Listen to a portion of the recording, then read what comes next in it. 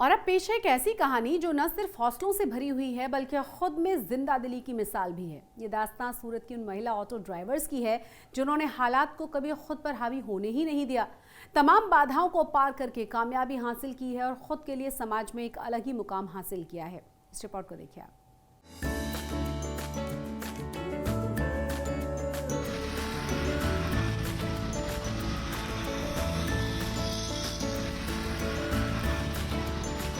हम अगर चाहें ना तो बदल सकते हैं। हम किसी जैन से पीछे नहीं है सर, हम कर सकते हैं। हौसले बुलंद हो तो कुछ भी मुश्किल नहीं।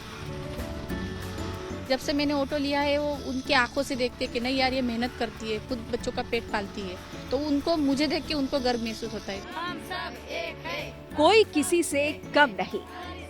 अपना काम भी कर सकते हैं, इसके अलावा अपना टाइम निकाल के कुछ काम भी हो जाता है, भाड़ा भी मार लेते हैं ऐसा।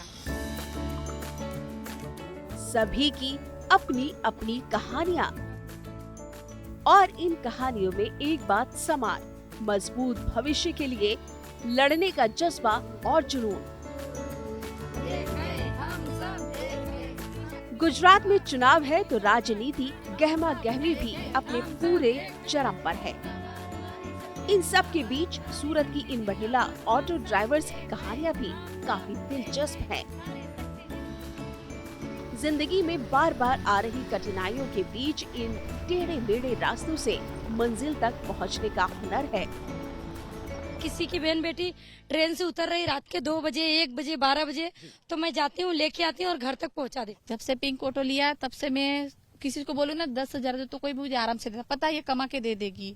और दूसरा मैं मेरे बच्चों के सपने पूरे कर सकती हूँ, उनका फ्यूचर मेरे हाथ में मैं सुधार सकती हूँ। मुश्किलें तो बहुत आती है, लेकिन हम लोग जो मुश्किलों का सामना जब करना पड़ता है तो हम लोग जब इनको बोलते हैं तो हमारी तुरंत मदद कर देते हैं ये लोग।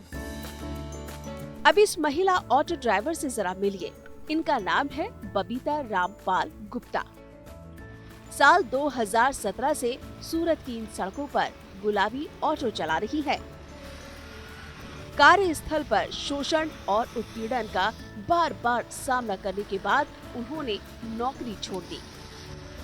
मुश्किल हालात के बीच ऑटो चलाने का प्रशिक्षण लिया और अब आत्मनिर्भर बनकर उन्होंने अपनी जिद से जिंदगी को काफी हद तक बदल दिया है।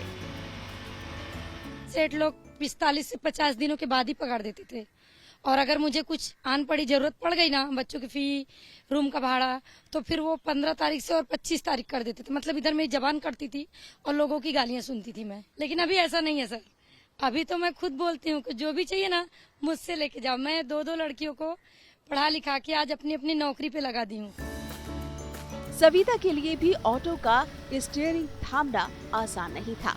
कोविड के दौरान अपने पति के निधन के बाद सविता को अपने 2 बच्चों की जिम्मेदारी के साथ सड़क पर उतरना पड़ा।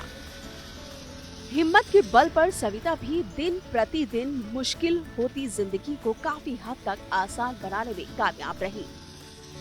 जब मेरे हस्बैंड की डेथ हुई थी तब मेरे घर में खाने को नहीं था, मुझे कोई उधार नहीं देता था। मैंने बहुत स्ट्रगल किया, 1.5 साल मैंने कैसे गुजारा मेरा दिल जानता है। उसके बाद में मुझे जब पता चला पिंक ऑटो के बारे में, ब्लू ऑटो के बारे में, तब वहां गई, मैंने देखा तो मैंने ऑटो लिया, ब्लू ऑटो लिया मैंने।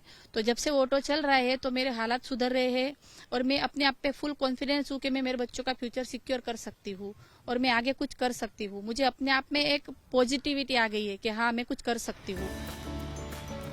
ये अपनी जज्बे की बदौलत सफर में आगे बढ़ रही है।